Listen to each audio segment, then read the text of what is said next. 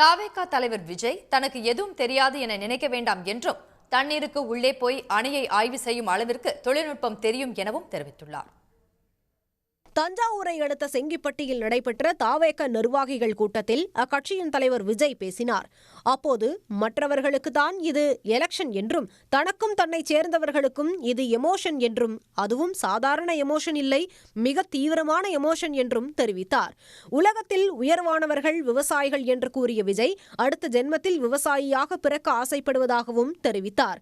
காவிரி மற்றும் முல்லை பெரியார் பிரச்சனையில் தனது கருத்தை சிலர் கேட்பதாக தெரிவித்த விஜய், தண்ணீருக்கு உள்ளேயே போய் அணைகளின் உறுதித்தன்மையை தெரிந்து கொள்ளும் அளவுக்கு தனக்கு தொழில்நுட்பம் தெரியும் என பேசினார்.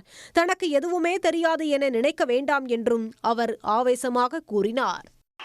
இப்படிலாம் நம்ம பேசினா காவிரி பிரச்சனையில் உன் கருத்து என்ன, முல்லை பெரியார் பிரச்சனையில் உன் கருத்து என்ன, இப்படிலாம் அதெல்லாம் பற்றி உனக்கு என்ன தெரியுமா அப்படின்னு கேட்க ஆரம்பிச்சிருவாங்க. ஐயா, உலக மகா மேதைகளே, ROV ரிமோட்லி ஆப்ரேட்டட் வெஹிக்கிள், அதை வச்சு தண்ணிக்குள்ளேயே போய் அணைகளோட உறுதித்தன்மையை ஆராய்ச்சி பார்க்குற வரைக்கும் நான் எல்லாம் தெரிஞ்சுதான் வச்சிருக்கிறேன். அரை மணி நேர உரை முழுக்கவே பஞ்ச் டைலாக்குகளால் நிரம்பியிருந்த நிலையில் தனது மனைவி சங்கீதா தன் மீது சுமத்தியுள்ள கள்ள தொடர்பு உள்ளிட்ட குற்றச்சாட்டுகள் குறித்து பேசாமல் முழுமையாக தவிர்த்தார். தனது தனிப்பட்ட பிரச்சினை மட்டுமின்றி வழக்கமாக பேசும் பெண்கள் பாதுகாப்பு குறித்து கூட ஒரு வார்த்தையும் பேசாமல் விஜய் தவிர்த்து விட்டார். உடனுக்குடன் செய்திகளை தெரிந்து கொள்ள சன் நியூஸ் பெல் ஐகானை கிளிக் பண்ணுங்க.